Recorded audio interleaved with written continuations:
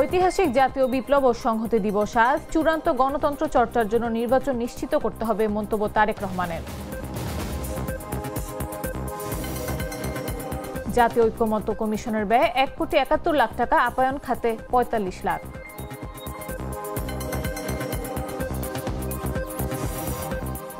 ছেষট্টি দেশে নির্বাচন পর্যবেক্ষক সংস্থাকে চূড়ান্ত নিবন্ধন দিল ইসি।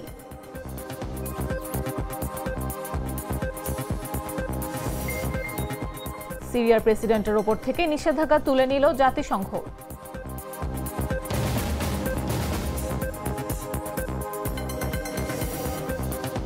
এবং ডিককের কামব্যাক সেঞ্চুরিতে পাকিস্তানকে উড়িয়ে ওয়ানডে সিরিজ সমতায় প্রোটিয়ারা।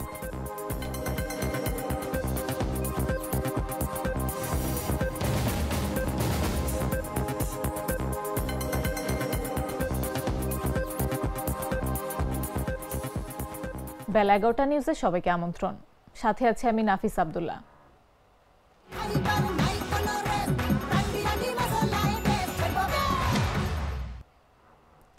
আজ ঐতিহাসিক 7 নভেম্বর জাতীয় বিপ্লব ও সংহতি দিবস।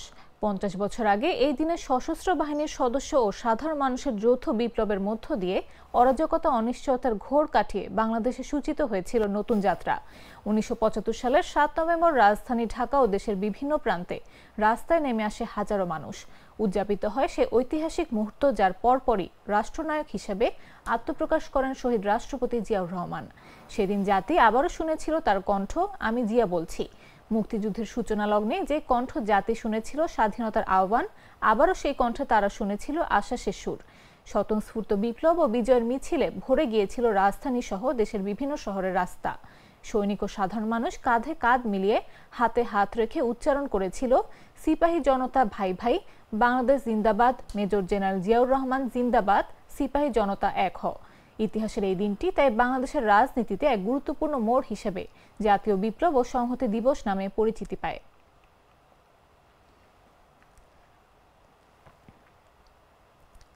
আওয়ামী লীগ সরকারের পতনের মধ্য দিয়ে দেশের মানুষের মধ্যে গণতন্ত্রের মুক্তির পথ প্রসারিত হয়েছে উল্লেখ করে বিএনপির ভারপ্রাপ্ত চেয়ারম্যান তারেক রহমান বলেছেন, এখন চূড়ান্ত গণতন্ত্র চর্চার জন্য অবাধ ও সুষ্ঠু নির্বাচন সহ গণতন্ত্রের অপরিহার্য শর্ত মানুষের মৌলিক মানবাধিকার নিশ্চিত করতে হবে। 7 নভেম্বর জাতীয় বিপ্লব ও সংহতি দিবস উপলক্ষে দেয়া এক বাণীতে তিনি এ মন্তব্য করেন। দিবসটিতে তিনি দেশবাসী সহ সবাইকে আন্তরিক শুভেচ্ছা ও অভিনন্দন জানান। তারেক রহমান বলেন, বাংলাদেশের ইতিহাসে 1975 সালের 7 নভেম্বর সিপাহী জনতার বিপ্লব শুধু মোড় পরিবর্তনকারী ঘটনা নয়, এদেশে আধিপত্যবাদ বিরোধী জাতীয়তাবাদী রাজনীতির অভ্যুদয়ের সূচনা। সিপাহী জনতার বিপ্লবের মাধ্যমে দেশের সার্বভৌমত্ব রক্ষা পায়। 1975 সালের এই দিনে দেশপ্রেমে উদ্দীপ্ত হয়ে সিপাহী জনতা রাজপথে নেমে এসেছিল জাতীয় স্বাধীনতার সুরক্ষা ও গণতন্ত্র পুনরুজ্জীবনের অঙ্গীকার নিয়ে। তাই 7 নভেম্বরের ঐতিহাসিক বিপ্লব অত্যন্ত তাৎপর্যমণ্ডিত বলেও জানান তিনি। ফেব্রুয়ারি নির্বাচন ঘনিয়ে আসতেই উত্তেজনায় ফুঁসছে দেশের রাজনৈতিক অঙ্গন। বিএনপি ঘোষণা করেছে 237 সম্ভাব্য প্রার্থী, খালি রয়ে গেছে 63টি আসন, যা ঘিরে চলছে গোপন বৈঠক আর কঠিন হিসাব নিকাশ। জোট, আসন ছাড়, নতুন খেলোয়াড় এনসিপি সব মিলিয়ে জমে উঠেছে দেশের নির্বাচনী পরিস্থিতি। দেশের চোখ এখন বিএনপির পরবর্তী ঘোষণায়। বিস্তারিত তুষার ইসলামের রিপোর্টে।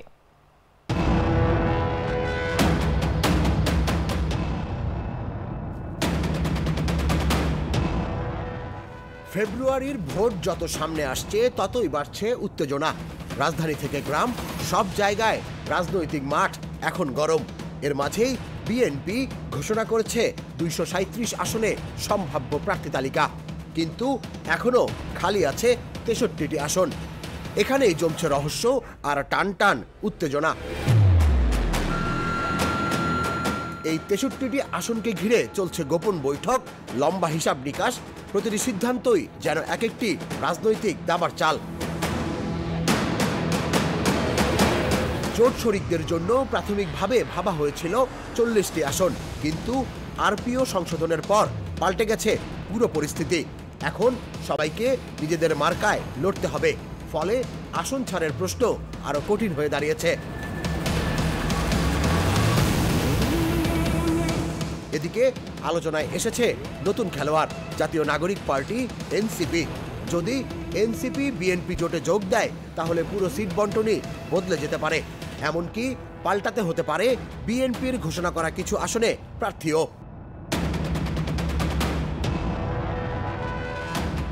বিএনপির নীতি নির্ধারকরা জানান, শরিকদের চাওয়ার জায়গায় বিএনপির জনপ্রিয় নেতা আছেন যারা হামলা, মামলা আর দীর্ঘ ত্যাগের কারণে দলীয় ভরসা।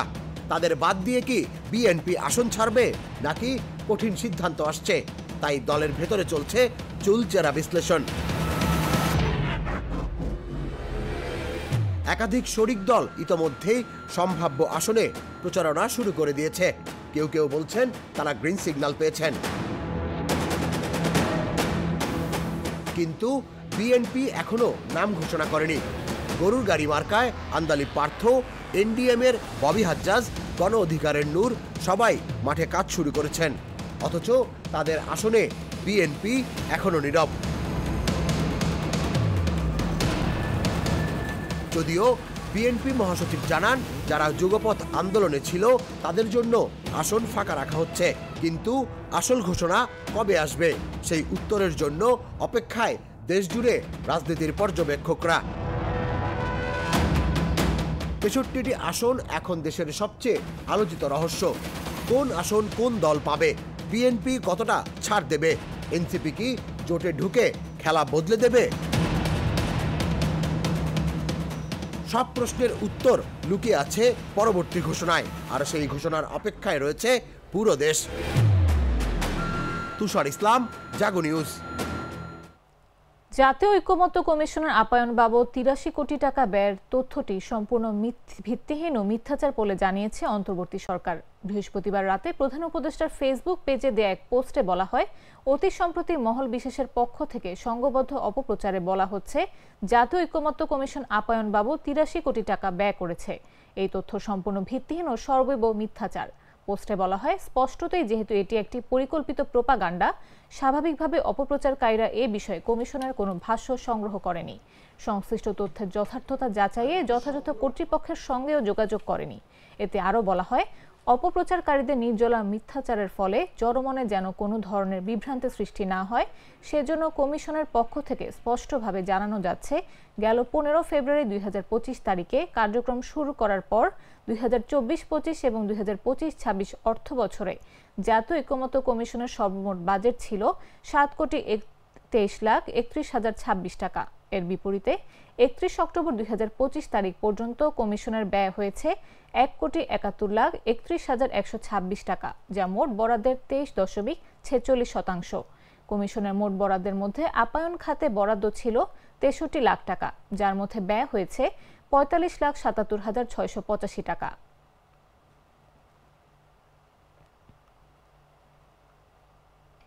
ছেষট্টিটি দেশি পর্যবেক্ষক সংস্থাকে চূড়ান্ত নিবন্ধন দিয়েছে নির্বাচন কমিশন ইসি। পাশাপাশি ১৬টি সংস্থার বিষয়ে দাবি আপত্তি জানতে চেয়ে ১৫ কার্যদিবস সময় দিয়ে গণবিজ্ঞপ্তি প্রকাশ করবে সাংবিধানিক প্রতিষ্ঠানটি। বৃহস্পতিবার নির্বাচন কমিশন এসব তথ্য জানায়। এর আগে ২৮ সেপ্টেম্বর জাতীয় সংসদ নির্বাচনে পর্যবেক্ষক হিসেবে দায়িত্ব পালনের জন্য ৭৩টি স্থানীয় নির্বাচন পর্যবেক্ষক সংস্থার প্রাথমিক তালিকা নির্ধারণ করে গণবিজ্ঞপ্তি প্রকাশ করে নির্বাচন কমিশন। দাবি আপত্তি নিষ্পত্তি শেষে ৬৬ দেশি পর্যবেক্ষক সংস্থাকে চূড়ান্ত অনুমোদন দিয়েছে ইসি। ইসি জানায়, বিগত দ্বাদশ জাতীয় সংসদ নির্বাচনের পূর্বে নিবন্ধিত ৯৬টি স্থানীয় নির্বাচন পর্যবেক্ষক সংস্থার নিবন্ধন নির্বাচন পর্যবেক্ষণ নীতিমালা ২০২৫-এর ধারা ১৬ মোতাবেক স্বয়ংক্রিয়ভাবে বাতিল হয়েছে। নির্বাচন পর্যবেক্ষণ নীতিমালা ২০২৫ অনুসারে পর্যবেক্ষক সংস্থা হিসেবে নিবন্ধনে আগ্রহী যোগ্যতা সম্পন্ন বেসরকারি সংস্থাসমূহের কাছ থেকে দরখাস্ত আহ্বান করে। আমি তো মশলা বদলে ফেলেছি, এবার আপনিও বদলে ফেলুন। একবার প্রাণ গুঁড়া মশলা ব্যবহার করেই দেখুন। ঢাকা ও পার্শ্ববর্তী এলাকায় আজ দিনের তাপমাত্রা অপরিবর্তিত থাকতে পারে বলে জানিয়েছে আবহাওয়া অধিদপ্তর। শুক্রবার সকাল ৭টা থেকে পরবর্তী ৬ ঘন্টার জন্য দেয়া পূর্বাভাসে এ তথ্য জানানো হয়। পূর্বাভাসে বলা হয়, আকাশ পরিষ্কার থাকতে পারে, বাতাস উত্তর বা উত্তর পশ্চিম দিক থেকে ঘন্টায় ৫ থেকে ১০ কিলোমিটার বেগে প্রবাহিত হতে পারে। আজ সকাল ৬টায় তাপমাত্রা ছিল ২৫.৪ ডিগ্রি সেলসিয়াস এবং বাতাসে আর্দ্রতার পরিমাণ ছিল ৯৩%। আজ সর্বনিম্ন তাপমাত্রা পাওয়া গেছে ২৫.৩ ডিগ্রি সেলসিয়াস। আজকের সূর্য অস্ত যাবে সন্ধ্যা 5:16 এবং আগামীকাল সূর্যোদয় হবে ভোর 6:09।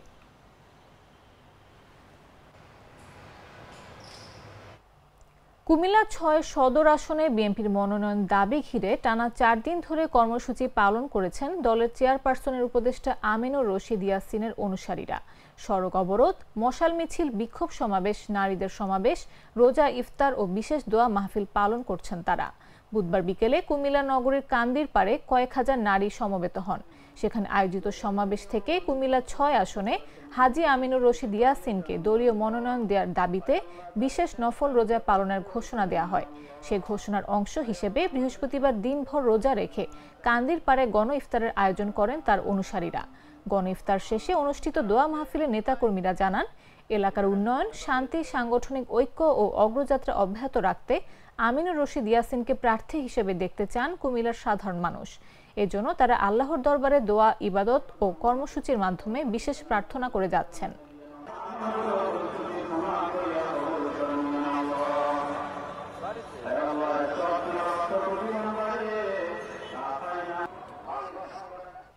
প্রাথমিক ও গণশিক্ষা মন্ত্রণালয় কর্তৃক প্রাথমিক বিদ্যালয় শারীরিক শিক্ষা বিষয়ে শিক্ষক পদ পুনর্বহালের দাবিতে মানববন্ধন অবস্থান কর্মসূচি পালন করেছেন রাজশাহী বিশ্ববিদ্যালয়ের রাবিতের শারীরিক শিক্ষা ও ক্রীড়া বিজ্ঞান বিভাগের শিক্ষার্থীরা। বৃহস্পতিবার বিকেল 4টায় বিশ্ববিদ্যালয়ের প্যারিস রোডে অবস্থান কর্মসূচি পালন করেন তারা। এই সময় শিক্ষার্থীরা শারীরিক শিক্ষা মানে সুস্থ সুন্দর মন, দাবি মোদের একটাই, শারীরিক শিক্ষা শিক্ষক চাই সহ শারীরিক শিক্ষার উপকারিতা সম্পর্কীয় বিভিন্ন ফেস্টুন প্রদর্শন করেন তারা। মানববন্ধনে শিক্ষার্থীরা জানান, বর্তমান সরকার প্রাথমিক শিক্ষক নিয়োগ পরীক্ষায় শারীরিক শিক্ষার শিক্ষক নিয়োগ পদটি বাতিল করেছে। একটা সুস্থ জাতি বিনির্মাণে শারীরিক শিক্ষার গুরুত্ব অপরিসীম। শারীরিক শিক্ষা হচ্ছে শিক্ষার একটি অবিচ্ছেদ্য অংশ। প্রাথমিকে যে শারীরিক শিক্ষার পদ ছিল বা যেটা কার্যকর করার কথা ছিল সেটা স্থগিত করা হয়েছে এবং বাতিল করা হয়েছে। তার পরিপ্রেক্ষিতে আমরা এখানে শারীরিক শিক্ষা পদ পুনর্বহাল করার দাবিতে আমরা প্রতিবাদ সমাবেশে অংশগ্রহণ করেছি। আমরা যদি উন্নত বিশ্বের দিকে তাকাই তাহলে দেখা যাবে যে শারীরিক শিক্ষাকে বাধ্যতামূলক হিসেবে গ্রহণ করেছে। তারা যে শুধুমাত্র শ্রেণীকক্ষেই শারীরিক শিক্ষা পাঠদান করান তা না, তারা মাঠেও প্র্যাকটিক্যাল ক্লাসের মাধ্যমে শারীরিক শিক্ষা কর্মসূচিকে অন্তর্ভুক্ত করেছেন। যে সিদ্ধান্ত নিয়েছে যে সচিবরা, এটা কিন্তু কোনো সিদ্ধান্ত নাই, আমার কাছে খুব সুপরিকল্পিত সিদ্ধান্ত মনে হয়েছে এবং মনে হয়েছে যেখানে বহির্বিশ্বের কোনো হস্তক্ষেপ আছে। দেখেন, একটা জাতিকে যদি আপনি মূল উৎপাদন করতে চান, একটা জাতিকে যদি আপনি আপনার ডেভেলপ কান্ট্রিতে পরিণত না দিতে চান, তাহলে আপনাকে হাত দিতে হবে কোথায়? ফাউন্ডেশন, অর্থাৎ গোড়াতে। আর আমি মনে করি শিক্ষা ব্যবস্থা শুরু করে আগামী রাষ্ট্র বিনির্মাণে কারা ভূমিকা রাখবে? এই শিশুরা ভূমিকা রাখবে। অর্থাৎ এটা আমার কাছে খুবই বেশি সুপরিকল্পিত মনে হয়েছে এবং বাইরের দেশে কোনো সিগন্যালের মাধ্যমেই ফিজিক্যাল এডুকেশনকে এই বাংলাদেশে এরা এটাকে উচ্চ করে নেওয়ার জন্য সর্বোচ্চ চেষ্টা করে যাচ্ছে। অব্যাহতি পেয়েও দল ছাড়েনি খুলনা মহানগর বিএনপির সাবেক সভাপতি ও সংসদ সদস্য নজরুল ইসলাম মঞ্জু। পদহীন থেকেও হাজার হাজার নেতাকর্মী নিয়ে দীর্ঘ প্রায় 4 বছর সরকার বিরোধী বিভিন্ন আন্দোলন সংগ্রামে অংশ নেন। দলের পক্ষ থেকে পান পুরস্কারও। এবার খুলনা 2 আসনে বিএনপির মনোনয়ন পেয়েছেন তিনি।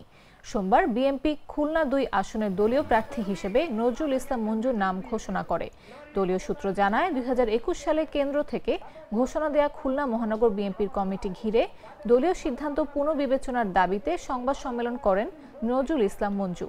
দলীয় সিদ্ধান্তের বিপরীতে সংবাদ সম্মেলন করায় খুলনা বিভাগীয় সাংগঠনিক সম্পাদকের পদ থেকে অব্যাহতি দেয়া হয় তাকে। নজরুল ইসলাম মঞ্জুকে অব্যাহতি দেওয়ার প্রতিবাদ জানিয়ে একই বছর খুলনা মহানগর বিএনপি ও অঙ্গ সংগঠনের বিভিন্ন ইউনিটের দায়িত্বে থাকা 561 জন নেতাকর্মী পদত্যাগ করেন।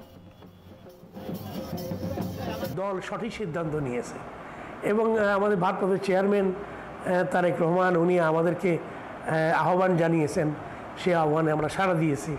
আমরা দলে ফিরে আসার পথ আমাদেরকে উনি সৃষ্টি করে দিয়েছেন এবং আমরা মনে করি যে এটি আমাদের পরে উনি সুবিচার করেছেন এবং আমাদের 8-10 হাজার রাজনৈতিক কর্মীর পদ নাই, পদবিহীন গত 4 বছর আমরা রাজনীতি আমি সহ, এবং সেই পদবিহীন কর্মীরা এখন পদ পাবে। তারা উৎসমুখ পরিবেশেই রাজনীতি করার পরিবেশ পাবে এবং খুলনা বিএনপিকে ঐক্যবদ্ধ করার এইটি একটা সঠিক পদক্ষেপ বলে আমরা মনে করি। এই জন্য আমরা ভারপ্রাপ্ত চেয়ারম্যানকে ধন্যবাদ জানাই, অভিনন্দন জানাই। আমাদের নেত্রী দেশনেত্রী বেগম খালেদা জিয়া, তিনি এখনও আমাদের অভিভাবক। আমরা সবাই মিলেমিশেই এই দলকে এগিয়ে নিয়ে যেতে চাই।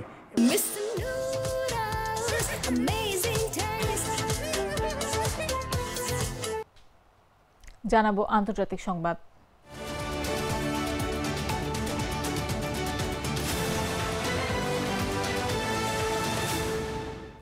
সিরিয়ার প্রেসিডেন্ট আহমেদ আল শারার ওপর থেকে নিষেধাজ্ঞা তুলে নিয়েছে জাতিসংঘ নিরাপত্তা পরিষদ। এই সিদ্ধান্তের ফলে আগামী সপ্তাহে তার নির্ধারিত হোয়াইট হাউস সফরে আর কোনো বাধা থাকছে না।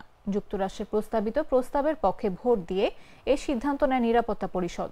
শুক্রবার এক প্রতিবেদনে ব্রিটিশ সংবাদ মাধ্যম বিবিসি এ তথ্য জানায়। আহমেদ আল শারার নেতৃত্বে 2024 সালের ডিসেম্বরে বিদ্রোহী যোদ্ধারা বাশার আল আসাদকে ক্ষমতাচ্যুত করার পর তিনি সিরিয়ার অন্তর্বর্তীকালীন প্রেসিডেন্ট হিসেবে দায়িত্ব নেন। আর এর মধ্য দিয়েই দেশটির 13 বছরের গৃহযুদ্ধের অবসান ঘটে। জাতিসংঘে যুক্তরাষ্ট্রের রাষ্ট্রদূত মাইক ওয়াল্টস বলেন, এই ভোট জাতিসংঘের পক্ষ থেকে একটি শক্তিশালী রাজনৈতিক বার্তা যে সিরিয়ায় আসাদের শাসনের অবসান ঘটেছে এবং দেশটি এখন এক নতুন যুগে প্রবেশ করেছে। শারা মূলত জাতিসংঘের নিষেধাজ্ঞার আওতায় ছিলেন কারণ তিনি ইসলামপন্থী সংগঠন হায়াত তাহরির আল শাম HTS এর নেতৃত্ব দিয়েছিলেন। আর এই সংগঠনটি একসময় আল কায়দার সহযোগী সংগঠন হিসেবে পরিচিত ছিল। যুক্তরাষ্ট্র গত জুলাই HTS-কে সন্ত্রাসী সংগঠনের তালিকা থেকে বাদ দেয়।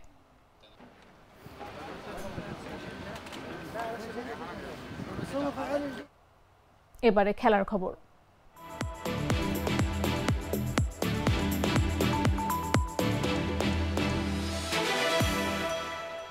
কুইন্টন ডি কক আন্তর্জাতিক ক্রিকেটে প্রত্যাবর্তনের পর প্রথম শতরান এবং ক্যারিয়ারের 22তম সেঞ্চুরি করে দক্ষিণ আফ্রিকাকে দারুণ এক জয় নেতৃত্ব দিলেন। ফয়সালাবাদে তার ঝোড়ো ব্যাটিংয়ে পাকিস্তানের দেয়া 270 রানের লক্ষ্য সহজেই ছুঁয়ে ফেলে প্রোটিয়ারা। 59 বল হাতে রেখে জয় তুলে নেয় তারা। এই জয়ের ফলে 3 ম্যাচের ওয়ানডে সিরিজে 1-1 সমতা ফেরাল দক্ষিণ আফ্রিকা। ইনিংসের শুরু থেকেই দক্ষিণ আফ্রিকার ব্যাটাররা ম্যাচে নিয়ন্ত্রণ নিয়ে নেন। ওপেনিং জুটিতে ডি কক ও লুয়ান দ্রে প্রিটোরিয়াস যোগ করেন 81 রান। এরপর টনি ডি জর্জির সঙ্গে দ্বিতীয় উইকেটে আসে 153 রানের দুর্দান্ত পার্টনারশিপ, যা মূলত জয় নিশ্চিত করে ফেলে। ডি জর্জি 63 বলে করেন 76 রান। শেষ পর্যন্ত দক্ষিণ আফ্রিকা মাত্র 2 উইকেট হারিয়ে লক্ষ্য স্পর্শ করে। ম্যাচ জয়ের সময় ডি ককের সঙ্গী ছিলেন ম্যাথিউ ব্রিডসকে। তিনি 17 রানে অপরাজিত থাকেন। ডি কক 119 বলে 8-4 আর 7 ছক্কায় খেলেন হার না মানা 123 রানের ইনিংস।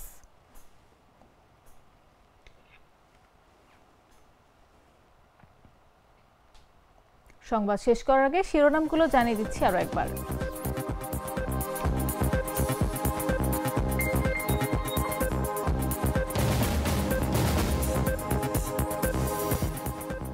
ঐতিহাসিক জাতীয় বিপ্লব ও সংহতি দিবস আজ। চূড়ান্ত গণতন্ত্র চর্চার জন্য নির্বাচন নিশ্চিত করতে হবে, মন্তব্য তারেক রহমানের। জাতীয় ঐক্যমত্য কমিশনের ব্যয় 1,71 লাখ টাকা, আপ্যায়ন খাতে 45 লাখ।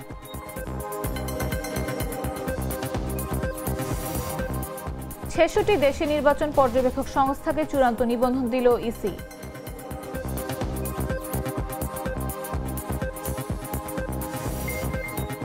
সিরিয়ার প্রেসিডেন্টের ওপর থেকে নিষেধাজ্ঞা তুলে নিল জাতিসংঘ।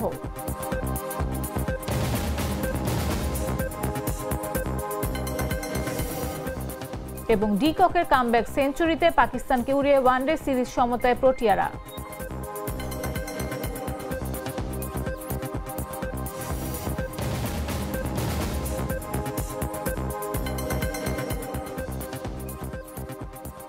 দর্শক, এই ছিল এখনকার মতো।